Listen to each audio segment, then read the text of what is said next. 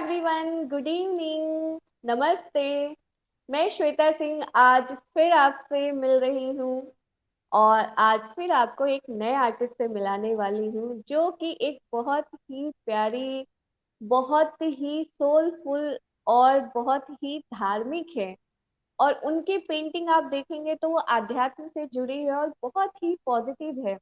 वो अपनी पेंटिंग में कहीं ना कहीं शंख का भी उपयोग करती हैं। जैसे कि कहा जाता है कि जिस घर में शंख बजता है उस घर की जो सकारात्मक ऊर्जा है वो काफी प्रफुल्लित होती है। तो हम लीना जी से बात करेंगे और उनकी पेंटिंग देखेंगे और जानेंगे उनके बारे में। तो हम वेलकम करते हैं मिसेस लीना मिश्रा जी का। वेलकम लीना जी, नमस्ते, कैसे हैं आप? मैं ठीक हूँ। आप कैसे हैं? मैं भी बहुत अच्छी हूँ और बहुत खुश हूँ कि आपसे बातें करने वाली हूँ। जी, मुझे भी बहुत अच्छा लग रहा है। और करीब 2 साल पहले हमारी आपकी मुलाकात हुई थी मुंबई ताज जी। गैलरी में। और जी बहुत अच्छा बिल्कुल लग रहा है बिल्कुल। कि ये मीडियम मिला जिससे हम लोग एक दूसरे से रूबरू हो पा रहे हैं। जी बिल्कुल बिल्कुल सही कहा आपने कि ये जो माध्यम में है इससे हम दोनों एक दूसरे से मिल पा रहे हैं और बात कर पा रहे हैं। और वो तो टाइम भी अच्छा था कि उस टाइम आपका और नीना जी और बहुत आर्टिस्ट का शो था बिंदु जी का, हम्म। जो मैं गई थी और आप सबसे जी। मिली थी। तो वो तो अच्छा है कि वो टाइम था। अभी तो ऐसा चल रहा है 2 साल से कि कहीं आना जाना हो नहीं रहा है कोविड-19 की वजह से। कैसा चल रहा है आपका काम, वीना जी? हाँ, अभी कह सकते हैं कि वापस रफ्तार पकड़ना शुरू हुआ है। ये जो 2 साल का ब्रेक था, वो काफी तकलीफ भरा समय था पूरे देश दुनिया के लिए। और बिल्कुल। शायद ही कोई व्यक्ति रहा हो जो इससे सफर न किया हो। तो धीरे धीरे उबर रहे हैं इस चीज से, वापस रूटीन में आने की कोशिश की जा रही है।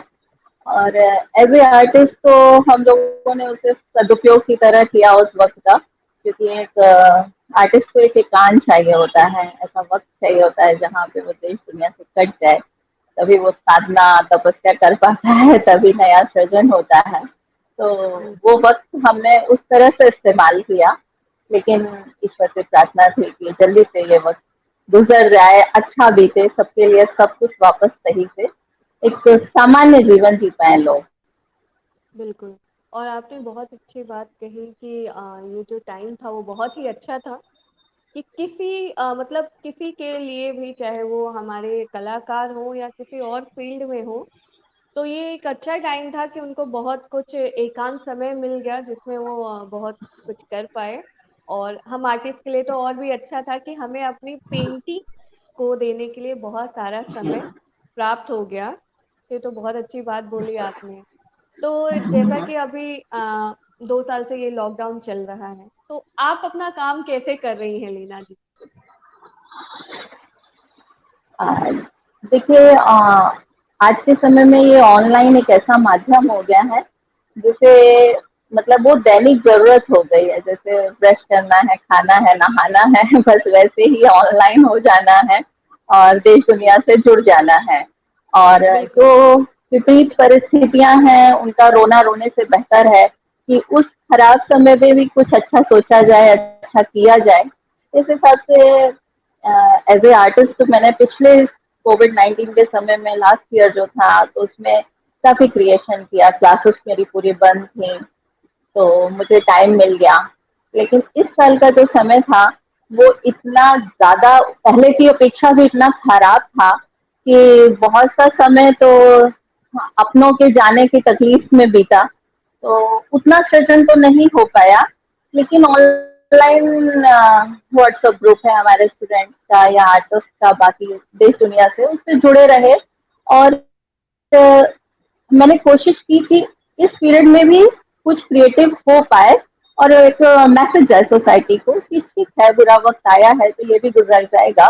और कुछ लगातार महीने 15 दिन पे हम लोगों ने कोई ना कोई वर्कशॉप की जिससे एक मैसेज गया और लोगों ने वापस क्रिएटिव होना सीखा, पॉजिटिव होकर नॉर्मल रूटीन में आने की कोशिश की सबने। क्या बात है। और ये तो बहुत अच्छा बोला आपने कि ये आपने कुछ ऐसा क्रिएटिव किया जिससे लोग पॉजिटिव वे में आए। और बात सही है कि जो ये अभी का टाइम चल रहा है, ये जो महामारी चल रही है, इसमें कितने लोगों ने अपने परिवार के लोगों को खोया है, बहुत लोगों को बहुत दर्द मिला है। तो कहीं ना कहीं इससे उभरने के लिए कुछ तो कुछ करना ही पड़ेगा। और ये एक अच्छा टाइम भी है कि हम कुछ क्रिएटिव करें, जिससे हो सकता है कि हम वो चीजें तो अपनी लाइफ में वापस नहीं ला सकते, लेकिन हाँ, उससे उभरने के लिए हम कुछ और जरिया ला सकते हैं अपने जीवन में, जिससे हम आगे बढ़ सकें। तो लीना जी जी, बिल्कुल। अभी आप जी, तो आप ये बताइए कि अभी जैसे आप कौन सा वर्क कर रही हैं, कौन सा फॉर्म यूज करती हैं आप अपने पेंटिंग में? उससे पहले मैं थोड़ा सा ये बताना चाहूंगी कि मैं फाइन आर्ट्स में पीएचडी किया है मैंने देवी अल्लाह विश्वविद्यालय इंदौर से। और वहीं से मैंने ड्राइंग पेंटिंग में एमए किया था। और इससे जी, पहले मैंने रीवा विश्वविद्यालय से हिंदी साहित्य में एमए और एमफिल किया था। तो क्या आज से बात है। 15-20 साल पहले जब मैं अपनी पढ़ाई कर रही थी, तो उस वक्त फाइन आर्ट्स पसंद तो मुझे बचपन से था, लेकिन कभी मुझे उसमें एजुकेशन के लिए कभी कोई मौका ही नहीं मिला। तो हमेशा परेशान रहती थी कि क्या किया जाए, कैसे किया जाए, लेकिन शौक था तो टुकड़े टुकड़े में यहाँ वहाँ जो भी सीख पाए सीखा और लगातार उससे जुड़ी रही। और उसके बाद फिर मेरी जन्मभूमि कटनी मध्य प्रदेश है। और मैं यहाँ शादी होकर उत्तर प्रदेश आ गई। और मेरे हस्बैंड डॉक्टर कौशलेंद्र विक्रम मिश्र श्री गांधी पीजी कॉलेज में, यहाँ डिग्री कॉलेज में इकोनॉमिक्स के प्रोफेसर हैं और प्रेजेंटली प्रिंसिपल भी हैं। तो क्या हम बात लोग है। आजमगढ़ में, मतलब ये जन्मभूमि मेरी कटनी है और ये कर्म भूमि है। पिछले 20-22 सालों से हम लोग आजमगढ़ में हैं। तो ओके। यहाँ पे जब मैं आई तो मैंने फाइन आर्ट सेंटर की शुरुआत की। और मैंने अक्सर समाज में देखा था कि लड़कियों को विषय को चुनने को लेके अक्सर ये ऑब्जेक्शंस होते हैं सोसाइटी में कि आप सुविधा के अनुसार ये लीजिए, ये ना लीजिए, कहीं बाहर जाना पड़ेगा, क्या पता कहीं फैमिली अलाउ नहीं करती है, पेरेंट्स को परेशानी है बाहर भेजने में। तो ये चीज मुझे खलती थी। मैंने अपने सेंटर की शुरुआत में ही ये शर्त रखी गर्ल्स को प्रमोट करने के लिए कि अगर आपको मेरे यहाँ एजुकेशन लेना है तो पहली शर्त है आपका लड़की होना। मतलब मैं केवल गर्ल्स को ही एजुकेशन देती हूँ अपने इंस्टीट्यूट में। और एक गर्ल्स होने के नाते गर्ल्स को प्रमोट करने जैसा है ये। और इसमें मैंने 2001 में शुरुआत की थी इसकी। इसी बीच मुझे 2005 में, 3 से 5 के बीच मेरे हस्बैंड को टीचर्स फेलोशिप मिली थी। इस वजह से अरे वाह। वापस हमें इंदौर जाने का मौका मिला। वहां पे मेरे हस्बैंड ने पीएचडी की इकोनॉमिक्स में। और मुझे जो टाइम मिला तो मैंने एमए इन ड्राइंग पेंटिंग में एडमिशन लिया, एमए किया। मतलब मेरी पढ़ाई क्या हिंदी बात है। साहित्य में हुई थी। और वो भी इसलिए हुई थी क्योंकि मेरे फादर स्टेट बैंक में मैनेजर थे। तो जहाँ ट्रांसफर होता था, जो सब्जेक्ट जो सिटी मिलती थी, वहाँ हमें अपना एजुकेशन लेना होता था। फिर यहाँ इंदौर में मौका मिला तो वहाँ मैंने एमए किया और मैंने टॉप किया यूनिवर्सिटी में, गोल्ड मेडलिस्ट रही हूँ वहाँ पे। इसी वजह से क्या मुझे फिर बात है। पीएचडी के लिए एनरोलमेंट मिल गया। जी। अरे वाह। और मैंने वहाँ से फाइन आर्ट्स में पीएचडी की। और कलर्स ओके। पे की, रंगों ने मुझे, हाँ जी जी, मेरे समकालीन चित्रकला में रंग वैभिन्न एक समालोचनात्मक अध्ययन, ये मेरा पीएचडी का विषय था। क्योंकि मुझे कलर शुरू से बहुत अट्रैक्ट करते थे। आज मतलब नेचर नेचर ने मुझे सबसे ज्यादा इंस्पायर किया है इस फील्ड में आने के लिए। बचपन से मुझे वो झरनों का बहता पानी, चिड़ियों की चहचहाहट, हरितिमा, पलाश के फूलों का रंग, ये चीजें इतनी ज्यादा अट्रैक्ट करती थी। मुझे लगता है नेचर क्या गजब है, कमाल की चीजें कैसे ये बनाते हैं। तो वो एक कॉपी करने की कोशिश की कि क्या किया जाता है, कैसे करते हैं। कोई उस वक्त तक एजुकेशन प्रॉपर नहीं लिया था आर्ट्स में। तब जाके मुझे शादी के बाद मौका मिला, तब मैंने एमए किया, पीएचडी की। और मैं उसको अपने पैशन को प्रोफेशन बना लिया मैंने। और यहाँ पे मैं फिर क्लासेस लेने लग गई। यहाँ पे इन 20-22 सालों में हजारों लड़कियों ने एजुकेशन लिया है। और जो आर्ट का सब्जेक्ट है उसको सोसाइटी में सेकेंडरी देखते हैं। मतलब जी सभी बिल्कुल। पेरेंट्स की इच्छा होती है कि उनके बच्चे डॉक्टर बने, इंजीनियर बने और दूसरी फील्ड में जाएं, आर्ट्स एज ए हॉबी ले, क्योंकि उसमें उतना करियर का है कि सेटल होंगे कि नहीं।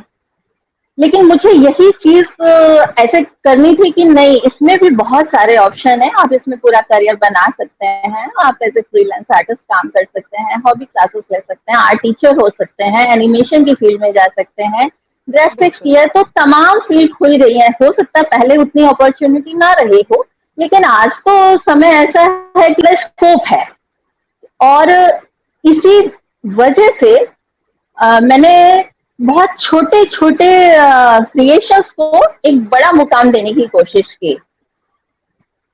इसका मतलब मैं ये कहना चाह रही हूँ कि जैसे पेंट, बड़े बड़े शहरों में लोगों को बहुत अपॉर्चुनिटीज हैं, आर्टिस्ट को काफी मिल जाता है मौका, गैलरीज का है, उनको व्यूअर्स भी मिलते हैं, बायर्स भी मिलते हैं। लेकिन आप बिल्कुल। आजमगढ़ जैसे छोटी जगह में, जहाँ पर आज भी बीएफए आर्ट्स का कोई सिलेबस, कोई पढ़ाई नहीं होती किसी कॉलेज में, तो मैंने ऐसी जगह पे आर्ट्स का मुझे करना पड़ा। मतलब बहुत तकलीफ हुई लोगों को ये समझाने में कि पेंटिंग मतलब क्या और इसमें और कितना कुछ किया जा सकता है। तो इस तरह से बड़ा कठिन समय गुजारा, लेकिन धीरे धीरे धीरे धीरे लोगों को मैसेज पहुंचा, कन्वे हुई बात कि नहीं, इस पे भी बहुत कुछ है जो किया जा सकता है। और आज सोसाइटी में काफी है अवेयरनेस, एक ने सीखा उससे दूसरे तक बात गई। और पेरेंट्स सब बच्चों को बीएफए भी कराना चाहते हैं। यहाँ पे ट्रेनिंग लेकर बच्चे जा रहे हैं वाराणसी, अलीगढ़, लखनऊ, कई विश्वविद्यालयों में मेरे स्टूडेंट बीएफए एमएफए कर रहे हैं। कई स्टूडेंट आर्ट टीचर हैं यहाँ के स्कूलों में। तो एक जो एम लेकर चली थी वो पूरा हुआ। और क्या अभी बात तो है। खैर बहुत कुछ करना बाकी है, लेकिन हाँ खुशी होती है कि आर्ट होते रहना चाहिए। मेरा ये रहता है कि आर्टिस्ट है कि नहीं है वो बात की बात है, पर आर्ट होना चाहिए सोसाइटी में, हर घर में कलर्स पहुंच जाए, उनकी पॉजिटिविटी पहुंच जाए। बिल्कुल। और बहुत सही बात बोली आपने कि हर जगह एक कला होनी चाहिए। जैसा कि हमारा भारत देश जो है, वो भारत देश के आप किसी भी शहर, किसी भी राज्य में आप चले जाइए, ऐसा है ही नहीं कि भारत की जो संस्कृति और सभ्यता है उसमें कला नहीं है। आपको यहाँ के मंदिर, मस्जिद या कुछ भी गुरुद्वारे हो गए, आपको कला हर जगह दिखेगी, हर तरह से दिखेगी। और कला सिर्फ हमारी पेंटिंग में ही नहीं बसी हुई है। कला हमारे भारत के हर एक वो लोग लोक कला बोल सकते हैं, लोक कारीगरी बोल सकते हैं। आप जब देखते होंगे कि हमारे पूर्वज में, जैसे हमारी दादी नानी को ही ले लीजिए, तो ठीक है आज हम एक आर्टिस्ट हैं, पेंटर हैं, आज बहुत लोग हमें जानते हैं। लेकिन हमारी जो दादी नानी और उनके जो पूर्वज हुआ करते थे, उन्हें कभी किसी एजुकेशन की जरूरत नहीं पड़ी। उस टाइम इतना एजुकेशन डेवलप नहीं था, बट फिर भी उनको जो चीजें आती थी वो हमें भी नहीं आती आज। वो जो कालीन बना देते थे, या जो यूपी में हमारे उसको लेवनी या गजरी बोलते हैं, वो बना जी जी लेती जी। थी, वो हम लोग कभी नहीं बना पाते। और आज का जो प्रचलन कह सकती हैं कि ये जो चल रहा है, हम सब मार्केट से लाते हैं रेडीमेड और उसका इस्तेमाल करते हैं। तो बात तो सही है कि हर जगह कला होनी चाहिए। और सब्जेक्ट में कला है तो ये बहुत अच्छी बात है, क्योंकि पढ़ाई के साथ साथ हमें एक विषय ऐसा लेना चाहिए जिसमें जो कला से जुड़ी हो, और इसके जरिए हम अपनी भारत की सभ्यता, संस्कृति और भी चीजों से जुड़े रह सकते हैं। वो चाहे कोई भी चीज हो जाए, जैसे संगीत हो, नृत्य हो, आपकी पेंटिंग हो, या और भी तरीके का आर्ट है, तो आप किसी भी फॉर्म में जा सकते हैं। और रहना कला में, ये बहुत ही अच्छी बात है। और आप बहुत अच्छा काम कर रही हैं कि आप लड़कियों को बढ़ावा दे रही हैं कहीं ना कहीं। होता है कि आप जो बात बोल रही थी कि कला को और आर्टिस्ट को वहाँ पे सेकेंडरी रखा जाता है। मैं भी फैजाबाद से ही हूँ, मेरी भी पढ़ाई वही अच्छा। साकेत कॉलेज से हुई है, आप जानती होंगी। तो साकेत कॉलेज से जी जी मैंने जी। भी BA and MA drawing and painting में किया है। करने के बाद फिर आज मैं मुंबई में हूँ, अपना काम कर रही हूँ एज अ आर्टिस्ट, और आप लोग से बातें करती रहती हूँ। तो ऐसा नहीं है कि हाँ, और ये भी आप ये बोल सकती हैं लीना जी कि आपके अंदर वो दृढ़ संकल्प होना चाहिए जिससे आप आगे बढ़ सके। ठीक है, सबके अंदर ये जैसा आपके अंदर है कि आपने अपनी दृढ़ बद्धता को आगे ले जाते हुए अपना काम किया है। जैसे मैं हूँ, या मैं अपनी बात छोड़ देती हूँ, और भी कई आर्टिस्ट है, और या हमारी टीचर्स ले लीजिए, जब हम छोटे हुआ करते थे हमारी स्कूल टीचर्स होती थी, या हमारे पेरेंट्स, या आप या मेरी मम्मा को ले लीजिए, आपकी मम्मा को ले लीजिए, उनके अंदर भी एक दृढ़ संकल्प था जो उन्होंने आपको आगे पढ़ाने की बात रखी। बिल्कुल। तो है, कहीं ना कहीं बहुत लोग सपोर्ट करते हैं, और ये बहुत अच्छी बात है कि आज लड़कियां हर फील्ड में बहुत आगे हैं। बिल्कुल बिल्कुल। तो लीना जी प्लीज आप अपने बारे में और कुछ बताइए। ये तो चलिए आपके एजुकेशन की बात हाँ थी और आपके इंस्टीट्यूट की बात थी, जी। इसके अलावा आपका और किसी चीज में रुचि है तो प्लीज बताइए। आ, देखिए, अभी तो जब मैं पीएचडी कर रही थी तो जी। उसको करने के दौरान मैंने बहुत पुस्तकों का अध्ययन किया, काफी स्टडी की। तो एक जगह मैंने पढ़ा था कि जिस घर में चित्रकला होती है उस घर का सदा ही मंगल होता है। तो ये जो वाक्य था ना मेरी लाइफ में मतलब बिल्कुल उतर गया है, समा गया है। और इस तरह से अब मुझे ये भी याद नहीं रहता कि मेरी कोई और रुचि भी थी। अब इस तरह से मेरी लाइफ हो गई है कि केवल आर्ट्स है और मैं हूँ, और हम दोनों एक जी दूसरे के बिल्कुल। बिना अधूरे हैं। जी। और और आप दोनों साथ में आर्ट्स में दोनों काम करते। कला और आप जी जी। कला और आप दोनों एक साथ पूरक हैं। मुझे तो लगता है जी कि आपकी कला के बिना आप नहीं, और आपके बिना आपकी कला नहीं। बिल्कुल बिल्कुल। और एज ए आर्टिस्ट मेरी जो जर्नी रही है उसमें मैंने जो अनुभव किया कि स्टार्टिंग में क्या होता है, आर्टिस्ट सब तरह की विधाएं सीखता है उसे, जो समाज में चल रहा है इस फील्ड में जो भी अवेलेबल है। लेकिन फिर धीरे धीरे एक वक्त आता है जब आर्टिस्ट को ये लगने लगता है कि उसकी अपनी एक पहचान होनी चाहिए, एक ऐसी स्टाइल होनी चाहिए, एक ऐसी शैली होनी चाहिए उसकी पेंटिंग्स को देखते ही आर्टिस्ट जान जाए व्यूअर्स कि ये इस आर्टिस्ट की पेंटिंग है। मेरे साथ जी भी ऐसा ही बिल्कुल। था। स्टार्टिंग में मैंने बहुत तरह का चीजें सीखी है। मैंने फोक भी किया, मैंने ऑयल भी किया, पेंटिंग जितनी स्टाइल है, जितना उपलब्ध था, जितना मेरे से हो सका मैंने सब सीखा। लेकिन प्रेजेंटली एक लगातार काम करते करते अब मैं पिछले कुछ सालों से अ, मुझे हमेशा ये रहता था कि कैसे ये जीव कहाँ से आता है, जीव कहाँ चला जाता है, ये क्या जर्नी है। तो ये जो क्वेश्चंस थे ना वो मुझे मेरी पेंटिंग का विषय बनने लग गए। और जल, अग्नि, वायु, पृथ्वी और आकाश, इनसे बना हुआ जीव, अपने बड़ों से जैसे सुना, जैसे पूछा, तो लगा कि ये क्या है, मतलब इसके खोज के रूप में मेरा विषय आ गया। और मैंने पंच तत्व विषय पे काफी काम किया है।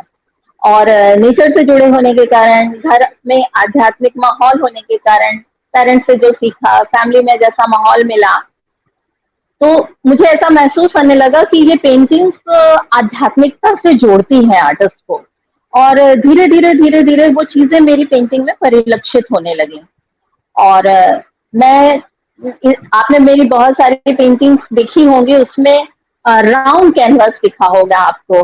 तो उसकी भी जी एक वजह ये टॉपिक ही है कि शून्य से शुरू हुए और शून्य में ही विलीन हो गया जीव। इस वजह से भी ये मैं गोल कैनवास पे काम करने लग गई। और ये जो सेट पैटर्न चला रहा था स्क्वायर या रेक्टेंगल कैनवास पे काम करने का, अक्सर जो हमेशा हम देखते आए हैं, तो समय के साथ बहुत बदलाव आया, विषय के अनुरूप मेरा ये चेंज हुआ। और धीरे धीरे मैंने महसूस किया यहाँ काम करते हुए कि मुझे पेंटिंग्स बड़े शहरों में काफी स्कोप है, ऐसा मुझे लगता है मैं यहाँ रहते हुए। लेकिन छोटी जगहों में आर्ट के लिए इतना अफोर्डेबल नहीं है, लोग उसकी वैल्यू नहीं कर पाते हैं। कॉस्टली है, जैसे आर्ट मटेरियल ही इतना कॉस्टली आता है, फिर लगातार कई वर्षों की जो तपस्या से आर्टिस्ट बनाता है उसका तो उसका पारिश्रमिक तो कोई दे नहीं पाता है। लेकिन कुल मिला के पेंटिंग्स महंगी हो जाती है, जो छोटे शहरों में बिकना मुश्किल होता है। बिल्कुल। इस वजह से मुझे मतलब मैंने वो नए नए नई खोज की, मतलब जैसे आवश्यकता आविष्कार की जननी है कहते हैं। और मैंने छोटे चीजें बनवानी शुरू की स्टूडेंट्स को, गर्ल्स को, ताकि उनकी पेंटिंग सेल हो और इतना क्रिएटिव हो, यूजफुल हो कि लोग उसे लें।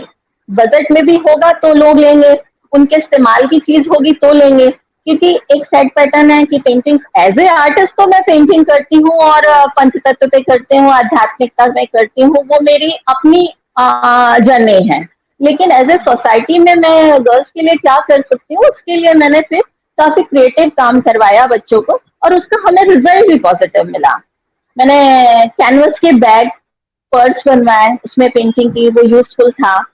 मैंने कैप में पेंटिंग की, टी शर्ट पे पेंटिंग करवाई, एप्रन में पेंटिंग करवाई। कुछ ऐसे चीजें ली जो लोगों को लगे कि हाँ अट्रैक्टिव भी है और बजट में है।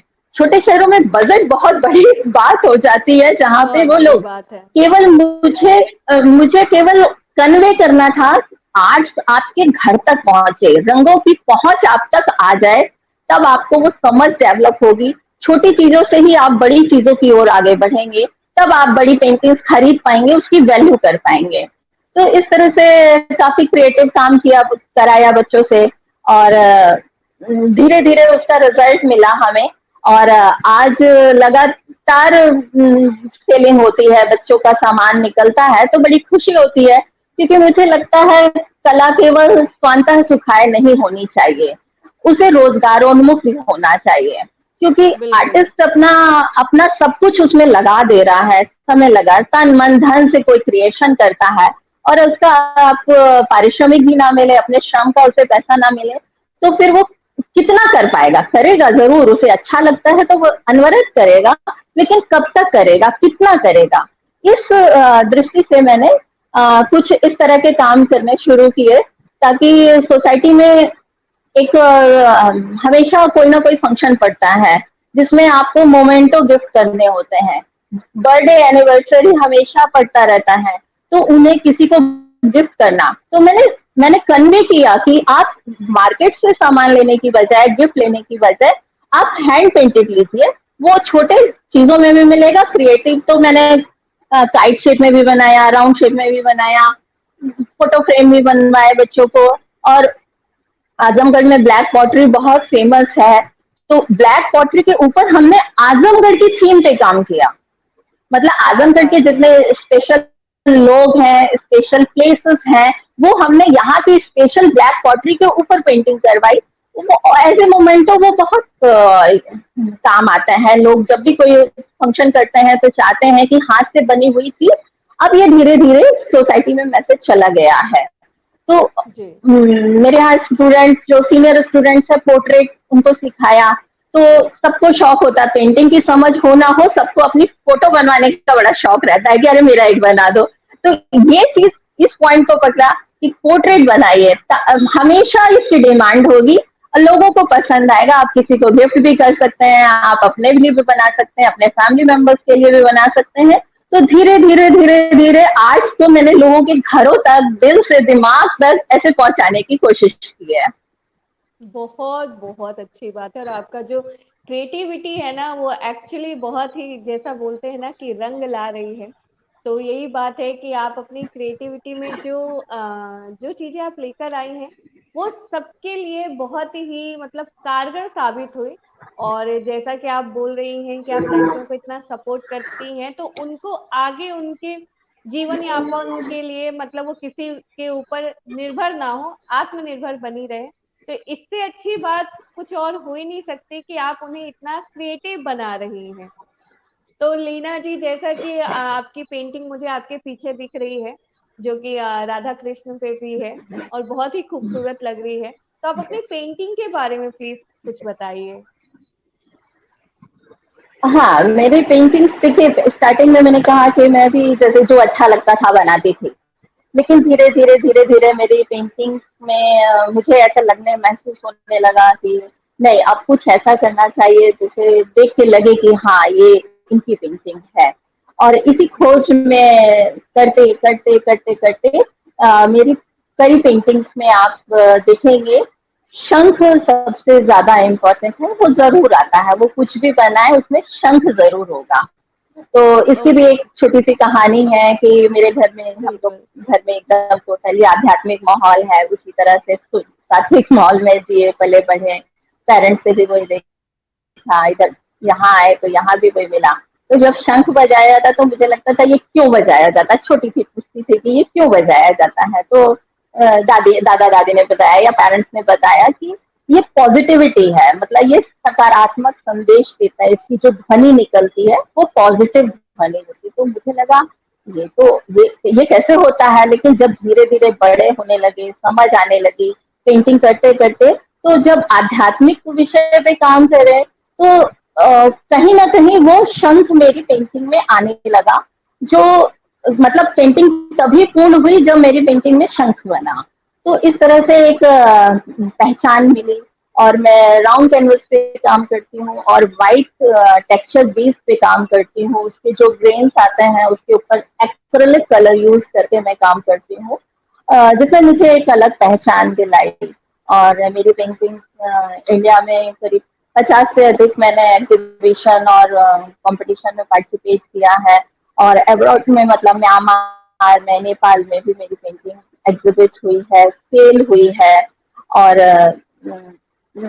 मतलब जो एक आर्टिस्ट की ख्वाहिश होती है कि व्यूअर देखे तो कनेक्ट हो जाए उस पेंटिंग से, उसे लगे कि हाँ कुछ ऐसा ही वो सोचता था। ये रंग कितने सुदिंग है, उसके दिल को सुकून दे रहे हैं, उसके आंखों को मन को एक शांत भाव दे रहे हैं। कुछ इस तरह से क्रिएशन मेरा आने लगा। हालांकि ये लंबी जर्नी है, अभी तो लगता है कि इतना कुछ है करने को, लाइफ कम पड़ जाएगी।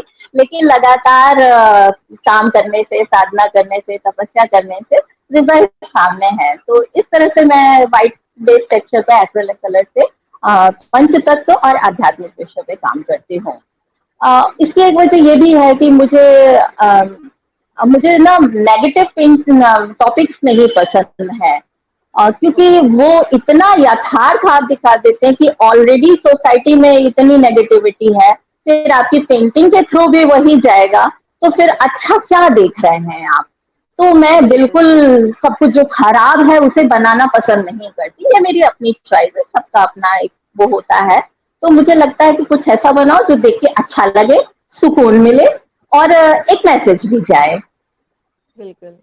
बहुत सही बात बोली आपने कि कुछ ऐसा बनाओ कि सबको अच्छा मैसेज है। और रही बात पॉजिटिविटी की, तो जो कलर्स होते हैं ना, वो कलर अपने आप में ही बहुत पॉजिटिव होते हैं, और जो आर्टिस्ट है उनके हाथ में आएंगे तो ऑलरेडी और पॉजिटिव हो जाएंगे, और जो पेंटिंग उभर कर आएगी तो उसकी तो क्या बात है। तो जैसा कि अभी आपकी पेंटिंग की बात चल रही है लीना जी, तो हम सबको आपकी पेंटिंग दिखाना चाहेंगे यहाँ स्क्रीन पे, तो हम आपकी पेंटिंग दिखाते हैं स्क्रीन पे। जी।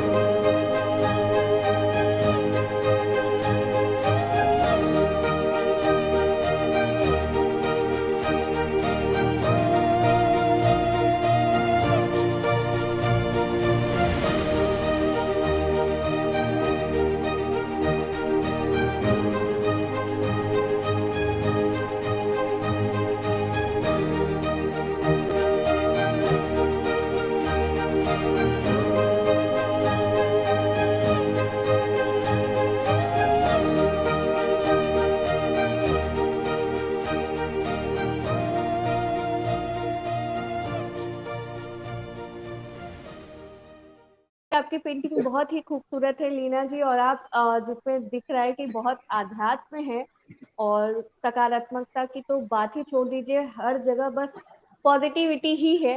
मैं इस बात को बार बार बोलूंगी। और बहुत ही खूबसूरत है आपकी पेंटिंग। तो जैसा कि आप अभी बोल रही थी कि आपने भारत में कई जगह एग्जीबिशन किए हैं और इंडिया के बाहर भी आपकी पेंटिंग सेल हुई है। तो आप इतनी जगह एग्जीबिशन की हैं, तो आपको कैसा लगता है एग्जीबिशन करके, और आपको कैसा वहाँ पे रिस्पांस मिला है? हाँ, पिछले 10-15 सालों में से ये चल रहा है दौर कि हम लोग बाहर पेंटिंग्स भेज रहे हैं और एग्जिबिट होती हैं। और इसी कड़ी में मेरी मुंबई महल पैलेस में एग्जीबिशन लगी थी, जहाँ आपसे मुलाकात हुई थी मेरी यहाँ। जी। तो बहुत अच्छा, मतलब आर्टिस्ट जो होता है ना, जब उसकी कला की तारीफ होती है, तो वो सबसे बड़ा हासिल है कलाकार के लिए।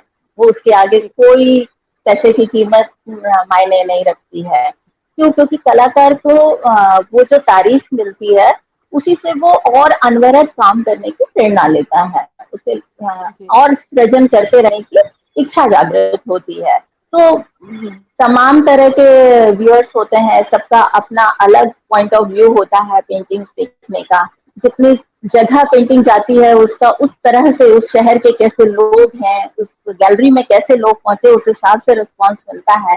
पर मुझे लगता है कि दुनिया में कोई नहीं ऐसा जिसे रंग अट्रैक्ट ना करें। तो जो कलर्स में वो बात होती है ना कि खींच लेते हैं, आकर्षण है उनमें, तो उन निगाहों से पूरा दिल को सुकून देने वाली जो बात आती है। तो अच्छा लगा मुझे भी कि मैंने जो रचा वो लोगों को पसंद आया। और मैंने बहुत दिल्ली, मुंबई, कलकत्ता, पुणे, सभी जगह करीब करीब पार्टिसिपेट किया।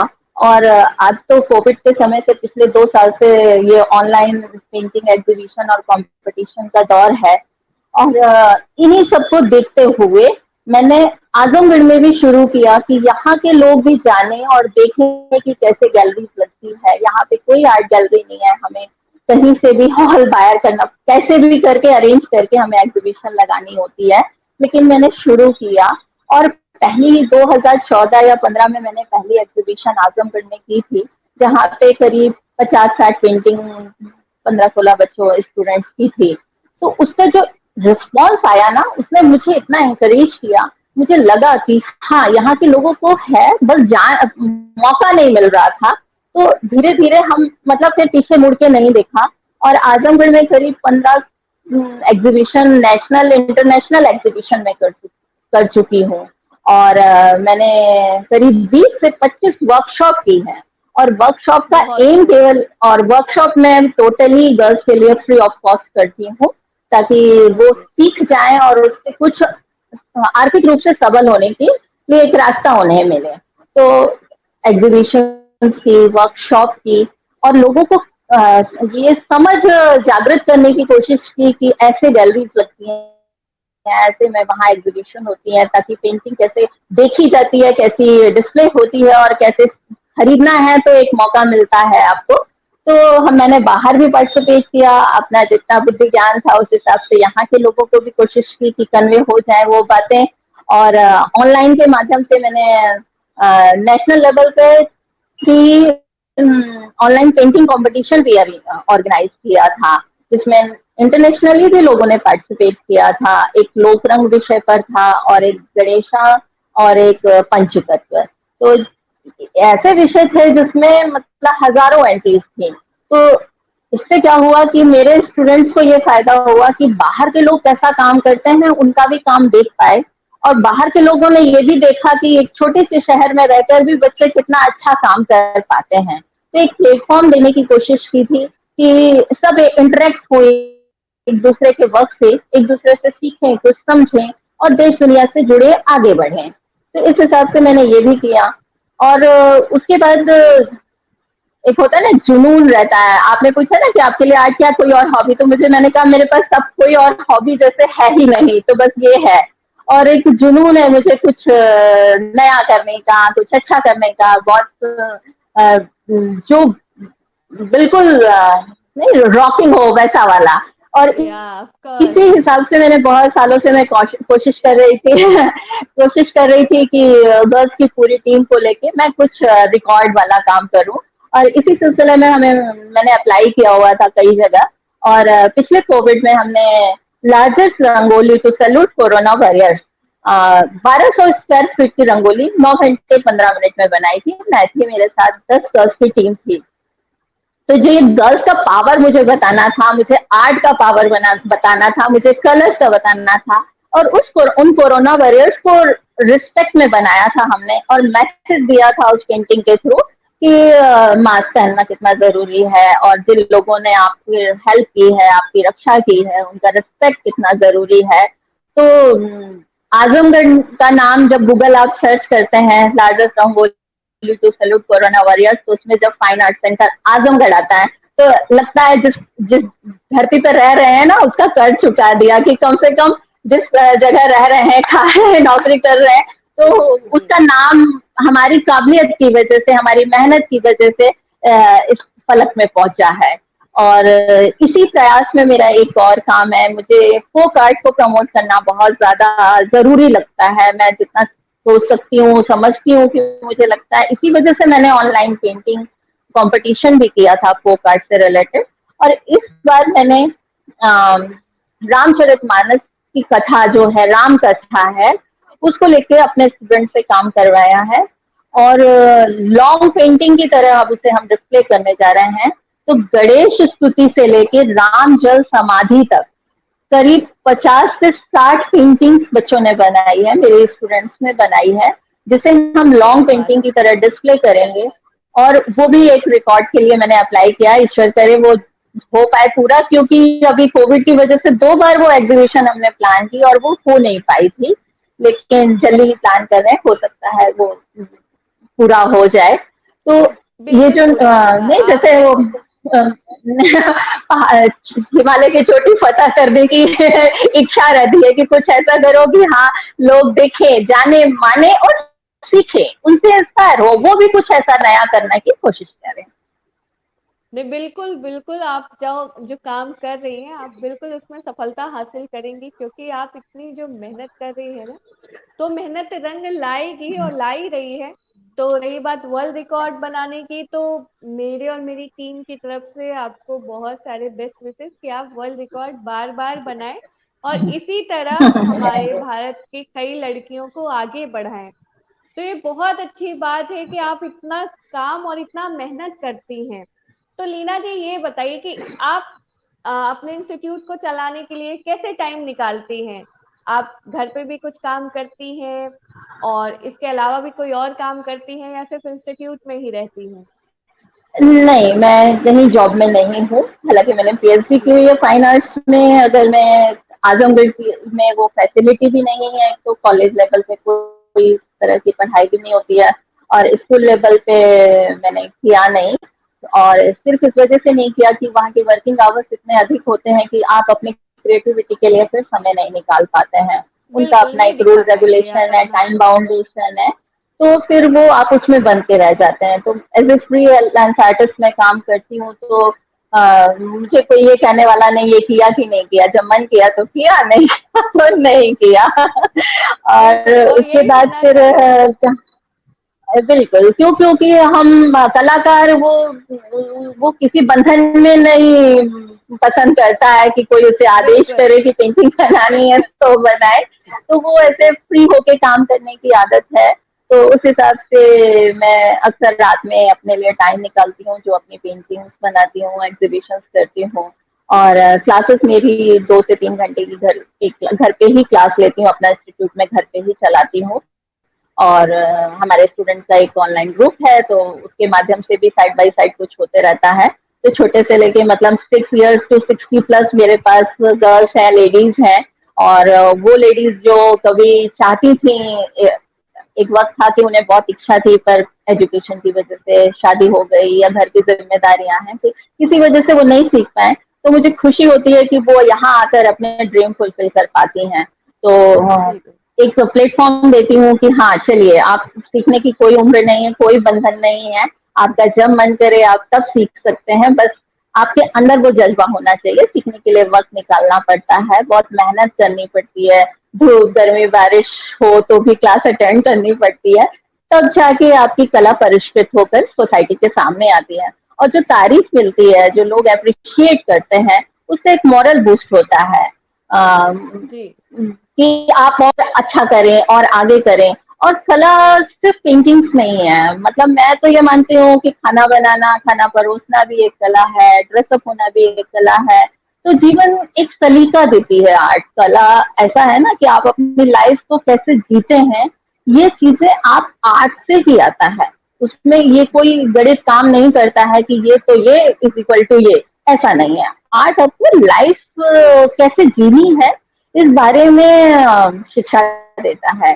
तो पेंटिंग्स के साथ साथ कोशिश करती हूँ कि सोसाइटी में एक मैसेज जाए, अच्छा जाए, लोग अच्छा सोचें, अच्छा रचें। और गली कूचा धरती आकाश में सब रंग देना चाहती हूँ। चारों ओर बस क्या बात कलर्स हो, हैप्पीनेस के कलर्स। बिल्कुल, बिल्कुल। और आप खुद भी इतनी हैप्पी रहती है ना, तो आप ज़रूर ये कर देंगी और मुझे तो लगता है वो दिन बहुत जल्दी आने वाले हैं। और जैसा कि आप बोल रही कि हम आर्टिस्ट जो होते हैं, वो सही बात है कि हम अपनी मर्ज़ी के मालिक होते हैं। हम किसी के अंडर रह के, बंध के नहीं काम कर सकते। जैसा कि मैंने भी पढ़ाई की है और बहुत सारी डिग्रीज़ ली है, और मध्य प्रदेश में मैं भी रही हूँ, जबलपुर में। तो वहाँ मैं भी आर्मी स्कूल में एज अच्छा। अ आर्ट टीचर मैंने जॉब किया था, बट मैं 2 महीने भी जॉब नहीं कर पाई थी, क्योंकि वो बात आपकी सही है कि जो हमारी क्रिएटिविटी है ना, वो हम नहीं दिखा पाते हैं। तो बिल्कुल। बिल्कुल, हम जो आर्टिस्ट है ना, हम बन के रहना ही नहीं चाहते हैं, हम अपना फ्रीलांस वर्क करते हैं, और एक्चुअली वो करके जो खुशी मिलती है ना, मुझे तो नहीं लगता कि वो कहीं पे जॉब करके या किसी स्कूल में टीचर बन बिल्कुल। के वो मिल पाएगी। हाँ, बिल्कुल। लेकिन मैं उनकी रिस्पेक्ट करती हूँ जो कहीं ना कहीं जो टीचर्स हैं, जो आर्ट टीचर है या किसी और सब्जेक्ट के टीचर हैं, बिकॉज अगर वो नहीं होते तो हम यहाँ नहीं होते, हम बिल्कुल। सबको। बिल्कुल। बिल्कुल, तो ये बात है, लेकिन प्रणाम हाँ, करते हैं अपने सब गुरुओं को। बिल्कुल अपने गुरुओं को हम प्रणाम करते हैं कि उनकी वजह से ही आज हम यहाँ तक आए हैं। तो और रही बात, बिल्कुल। सबका अपना माइंडसेट होता है, किसी को कुछ और बनना है, कोई कहीं पहुंच जाता है, कोई कहीं पहुंच जाता है। और आप मध्य प्रदेश से हैं और आप आज आप उत्तर प्रदेश में रह रही हैं, मैं उत्तर प्रदेश से हूँ, तो मैं महाराष्ट्र में मुंबई में रह रही हूँ। तो सबका अपना जी अपना जी जी। कला शैली है, जीने की अलग शैली है। तो अपने अपने काम की वजह से हम अपनी अपनी जगह जगह चुन लेते हैं रहने के लिए। तो जैसा कि आप मध्य प्रदेश से हैं, तो आपको मध्य प्रदेश की कला का बहुत नॉलेज होगा, जैसे वहाँ की जो फोक आर्ट है, वहाँ पे कौन सी तरीके का फोक आर्ट चलता है, लीना जी? वो गौड़ शैली में है और बुंदेलखंड में ओके। ये चीजें चलती हैं। और जी। फोक आर्ट जो गुफाओं के समय से शुरू हुआ, प्रागैतिहासिक काल से जो गेरुआ, कोयला और सफेद चौक, इन सब से जो चीजें की जाती थी, आज भी कटनी के पास भी एक स्थान है जहाँ पर वो गुफाओं के वो चिन्ह मिले हुए हैं, जो प्रागैतिहासिक काल में लोग शिकार करने जाते थे तो बनाते थे। वही उनके मनोरंजन का साधन था। मतलब जब शिकार करते हैं और शिकार को लाके पकाना, उसको उत्सव की तरह मनाना और उसे खाना, कुछ इस तरह के चित्रण आपको मिलेंगे। और जब मैंने पीएचडी की थी तो प्रागैतिहासिक काल से लेके आधुनिक मतलब कंटेम्प्रेरी आर्ट तक के करीब 50 आर्टिस्ट और उनका कंपैरेटिव स्टडी था। और कलर्स के कारण उसमें कितने चेंजेस आए हैं, तो इस वजह से जो प्रागैतिहासिक काल की गुफाएं हैं या जहाँ भी इस तरह के चित्र मिले हैं, उनका काफी अध्ययन किया। तो मध्य प्रदेश इस मामले में काफी रिच रहा है। हाँ, ये अलग बात है कि जो काम सरकार को करना चाहिए, कुछ संस्थाओं को करना चाहिए कि उनका संरक्षण जितनी अच्छे से होना चाहिए, वो उसमें थोड़ी सी अभी और प्रयास करने की जरूरत है। क्योंकि ये सब धरोहर है हमारी, जो हो जाएगी तो सिर्फ एब्स्ट्रैक्ट आर्ट रह जाएगा या मॉडर्न आर्ट रह जाएगा, तो आप अपने जड़ों को ही भूल जाएंगे, आप उन चीजों को जान ही नहीं पाएंगे। आज की किसी कला के मैं विपक्ष में नहीं हूँ, मुझे सब अच्छा लगता है, जैसे जो आर्टिस्ट को जो अच्छा लगे वो रचे, लेकिन अपनी जड़ों को नहीं भूलना चाहिए। तो ये जो प्रागैतिहासिक काल की कलाएं हैं, ये हमारे धरोहर है, इसे सहेजना हमारा काम है। और इसी वजह से लोक कलाकार कैसे खनिज रंगों से रंग खुद बनाते हैं, पहले वनस्पतियों से रंग बनाते हैं, तब पेंटिंग्स करते हैं। आप बिहार की मधुबनी पेंटिंग करते हैं, अब देखिए आज भी वो आर्टिस्ट हैं ऐसे जो कलर खुद बनाते हैं, और इसीलिए महंगी होती है पेंटिंग्स। लोग नहीं समझ पाते हैं कि उस कलर को बनाने में कितनी मेहनत लगी होगी, तब जाके वो इतना सा कलर बना और उससे वो पेंटिंग बना रहे हैं। तो लोक कलाकारों का भी संरक्षण जरूरी है, लोक कलाओं का भी संरक्षण जरूरी है। और इसके लिए अगर हमसे बड़े जो नहीं कर पा रहे हैं, तो हम सबको भी ये कोशिश करनी चाहिए कि उनके संरक्षण के, उनके संवर्धन के लिए जो हो सके हमें हमारा प्रयास होना चाहिए, ताकि वो एक जैसे दादा दादी का खजाना होता है, उसको हम सीखते हैं आगे, हमारी रसोई उसी वजह से चलती है, हमने वही सीखा है उनसे, ऐसे ही कलाओं में है।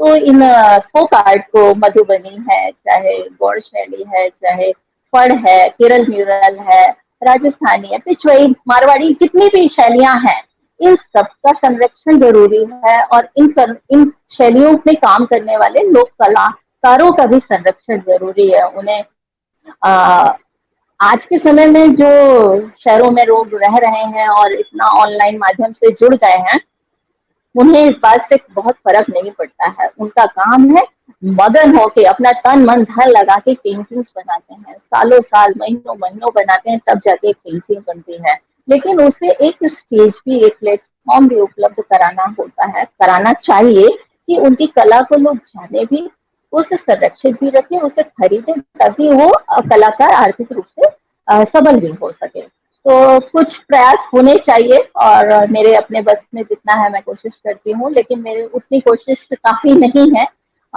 बहुत कुछ करना बाकी है अभी। तो बहुत कुछ करना बाकी है, तो वो होगा ही। जैसा कि आपके अंदर जो दृढ़ संकल्प है, वो बिल्कुल आपको, आपकी वो सारी जो इच्छाएं है ना, उनकी पूर्ति वो करेगा ही। तो बहुत अच्छी बात बोली आपने कि जो हमारी भारत की जो संस्कृति, सभ्यता और जो कला है, वो कहीं ना कहीं पूर्ण रूप से संरक्षित नहीं है।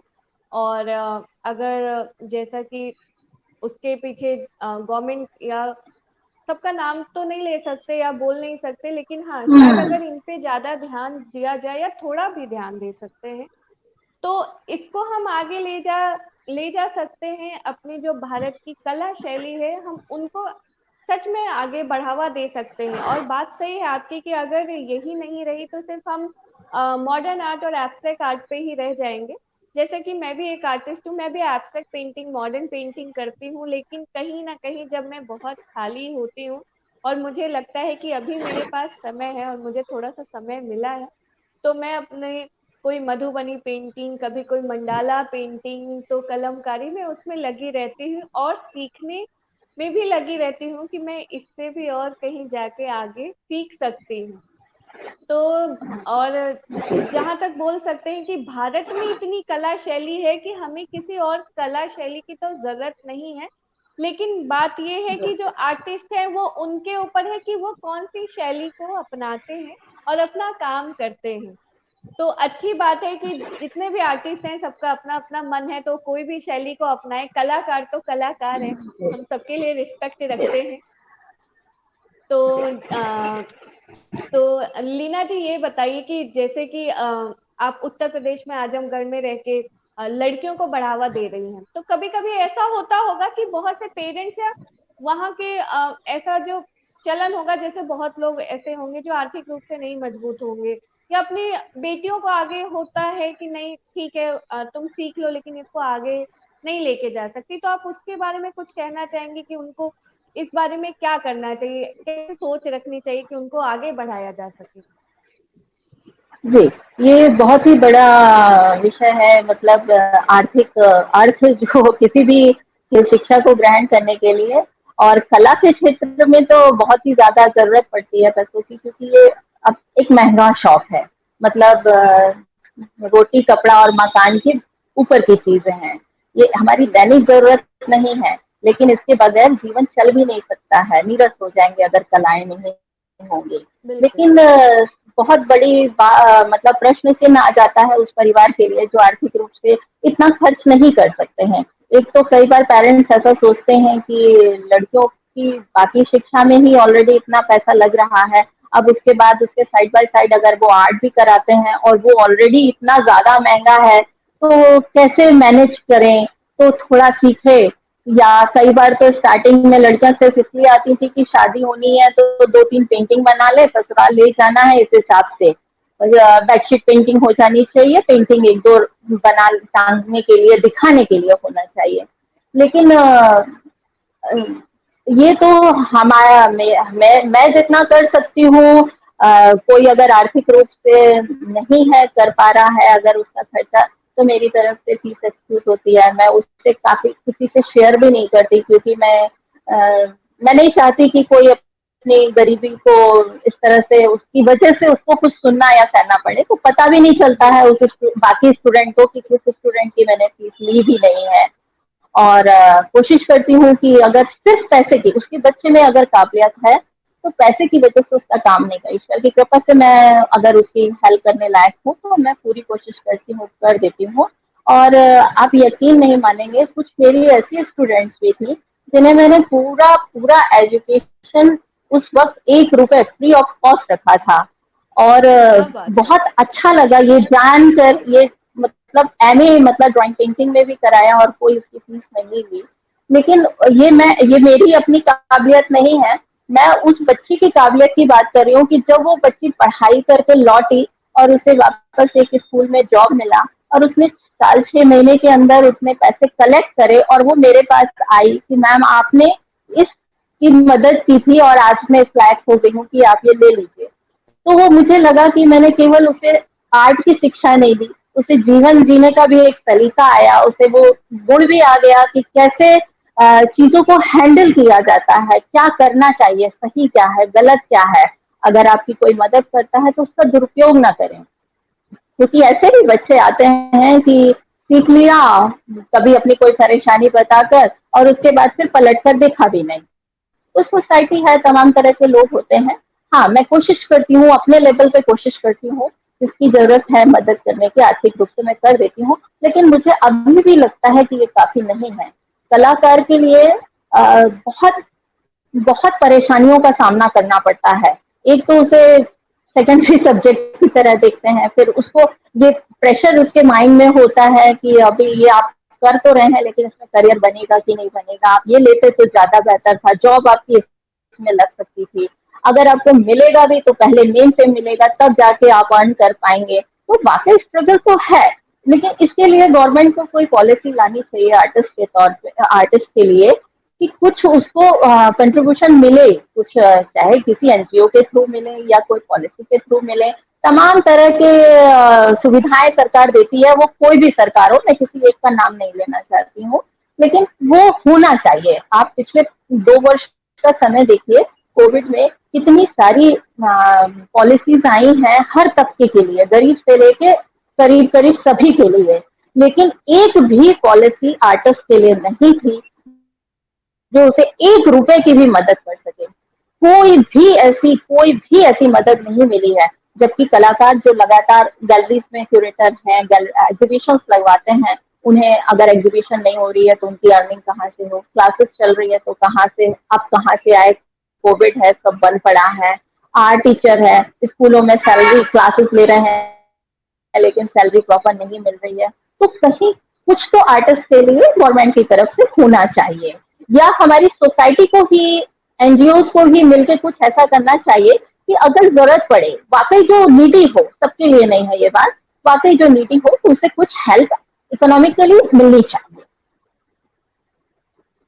बिल्कुल, ये बहुत अच्छी बात बोली कि ये जो अभी कोविड-19 का टाइम चल रहा है, इसमें उन स्ट्रगलर आर्टिस्ट के लिए बहुत परेशानी का समय है कि वो अपना काम जो है वो नहीं कर पा रहे, क्योंकि आर्थिक स्थिति सही नहीं चल रही है और हर जगह लॉकडाउन लगा हुआ है। तो उनका जो जीवन यापन के लिए जो उनको थोड़े से पैसे चाहिए, वो भी नहीं प्राप्त हो रहे हैं। तो ये बात है कि गवर्नमेंट को कुछ ना कुछ तो ऐसा करना चाहिए जिससे उनको कुछ नहीं तो उनके जीवन यापन की आर्थिक मदद हो सके, जिससे वो कुछ नहीं तो अपना खाना पीना तो कर सके। तो वो तो एक बिल्कुल। समस्या की बात ही है। और कहीं ना कहीं जो हमारे इंडिया में आर्टिस्ट हैं, और जो ठीक है अच्छी फैमिली से है तो उनका गुजारा तो चल जाता है, जो नहीं है उनके लिए बहुत मुश्किल का दौर है। बट मैं यही भगवान से प्रार्थना करती हूँ कि ये जो समय है, कठिन समय, वो जल्दी से खत्म हो और सबके लिए एक अच्छा वक्त जी। आए, जिससे सब अपने काम में आगे बढ़े, अपना कला को आगे ले जाएं। तो हम्म, लीना जी, जैसा कि जी। आप आप अपने लेवल पे इतना अच्छा इंस्टीट्यूट चला रही हैं, काम कर रही हैं, और भी लोग हैं, तो आप उन महिलाओं के लिए क्या कहना चाहेंगी जो अभी कहीं ना कहीं शादी के बाद या कहीं फैमिली सपोर्ट नहीं करती तो अपना काम रोक देते हैं, आप उनके लिए क्या कहना चाहेंगी? मेरा उनसे सभी को यही कहना है कि सीखने की कोई उम्र नहीं होती है। आपने जितने शिद्दत से अपनी जिम्मेदारियों का निर्वहन किया है, आप अपने लिए भी वक्त निकालें। और जब आपको मौका मिले, आप अपने शौक पूरे कर सकते हैं, कलाएं सीख सकते हैं। आपको जो अच्छा लगता है, आपको नृत्य अच्छा लगे, संगीत अच्छा लगे, आप जिस भी फील्ड में आपको जब कभी आपने सोचा था कि हाँ मुझे अगर मौका मिलता तो मैं ये जरूर करती, तो उसे सीखने के लिए कोई उम्र कभी भी बंधन नहीं होता है। आपको जब मौका मिले आप शुरुआत करें। और जब आप खुद रचते हैं कोई चीज, मैं तो मेरे बता रही हूँ कि मेरे पास 5-6 साल के स्टूडेंट आते हैं तो उनकी मम्मी भी ज्वाइन करती हैं क्लास की, चलो उतनी देर में हम भी कुछ सीख लेंगे। और उनकी दादी ने भी ज्वाइन किया हुआ है। तो क्या बात उन्हें है! भी कभी मौका नहीं मिला, बहुत इच्छा थी। तो मैं तो अपने हिसाब से करवा ही देती हूँ, लेकिन फिर भी लोगों को ये मैसेज पहुंचना पूरी आपके इस प्रोग्राम के माध्यम से मैं बताना चाहती हूँ कि आपका जब मन करे, जब मौका मिले, आप अपने सपनों को पूरा कर सकते हैं। जैसे आपने पूरी गृहस्थी संभाली, अपनी पढ़ाई की, अपनी फैमिली को देखा, वैसे इसके लिए भी आपको टाइम निकालना चाहिए और वो पूरा किया जा सकता है। बहुत बहुत अच्छी बात बोली आपने, और ये एक्चुअली बहुत अच्छा मैसेज है उन सभी लड़कियों के और भी लोगों के लिए। हम लड़कियों की ही बात नहीं कर रहे हैं, हम वो सारे आर्टिस्ट की भी बात कर रहे हैं जो अभी युवा हैं, और जो स्ट्रगलर्स हैं, जो यंगस्टर हैं, जो बिगनर्स हैं, उनके लिए भी बातें कर रहे हैं। तो ये काफी हेल्पफुल है आपकी बातें। तो जैसा कि आप हमारे शो में आई हैं लीना जी, तो आपको कैसा लग रहा है हमारे शो में आके? बहुत अच्छा लग रहा है। सबसे पहले तो इस शो के माध्यम से आपसे मुलाकात हो गई, और एक ऑनलाइन माध्यम को आर्टिस्ट लोगों ने ना यूजफुल बना दिया है कि चलो नहीं मिल पा रहे हैं, गैलरीज में नहीं जा पा रहे हैं, एग्जीबिशन नहीं लग रही है, तो कोई बात नहीं, इसी से टॉक शो भी हो जाएगा, इसी से कंपटीशन भी हो जाएगा, इसी से एग्जीबिशन भी हो जाएगा। तो सोसाइटी को आर्टिस्ट से सीखना चाहिए कि कोई बात नहीं, अगर कुछ खराब समय चल रहा है तो उसमें भी पॉजिटिविटी तलाशें। और मैं आपके प्रोग्राम को बहुत सारी बेस्ट विशेष देना चाहती हूँ। आपके WABC खूब आगे बढ़े, इसी तरह से लोगों से रूबरू कराएं, और इस प्रोग्राम के माध्यम से सब देश दुनिया के आर्टिस्ट एक दूसरे से जुड़े, एक दूसरे के आर्ट को देख पाए, एक दूसरे की बातें सुने, और कुछ अच्छा हमेशा रखते रहें। जी बिल्कुल, बहुत बहुत थैंक यू कि आपने इतनी अच्छी बातें कही। तो लीना जी, आप हमारे शो में अपना टाइम निकाल के आई, उसके लिए बहुत बहुत धन्यवाद आपका। और मैं ऐसे ही प्रार्थना करूंगी कि आप ऐसे ही बढ़ती रहें और अपना काम ऐसे ही आगे ले जाती रहें, और ऐसे ही सबको क्रिएटिव बनाते रहे, क्रिएटिविटी सिखाते रहे। तो बहुत बहुत धन्यवाद आपका हमारे शो में आने के लिए। फिर मिलते हैं हम आपसे। आपको तो नमस्ते। जी, बाय। नमस्कार। तो जैसा कि देखा, आज हम इतनी अच्छे आर्टिस्ट से मिले जिनका नाम है मिसेस लीना मिश्रा जी, जो कि मध्य प्रदेश से हैं, और अभी वो फिलहाल उत्तर प्रदेश में रह रही हैं और वहां पे अपना इंस्टीट्यूट चला रही हैं, जो कि लड़कियों के लिए है। और वो सिर्फ लड़कियों को ही प्रोत्साहित करती हैं कला को आगे ले जाने के लिए। तो ये एक अपने आप में ही बहुत सम्मान की बात है कि वो हमारे जो देश की लड़कियां हैं उनको आगे बढ़ाने में अपना हाथ दे रही हैं। तो हम ऐसी महिलाओं का और ऐसे कलाकार का बहुत सम्मान करते हैं, और वो सम्मान के काबिल हैं भी, क्योंकि एक महिला होने के नाते अपना काम कर रहे हैं फैमिली को देखते हुए। तो हम मिलते रहेंगे हमेशा नए एक आर्टिस्ट के साथ। तो मिलते हैं अगले संडे को एक नए आर्टिस्ट के साथ और जानेंगे उनकी जर्नी के बारे में। तो ओके बाय, गुड नाइट।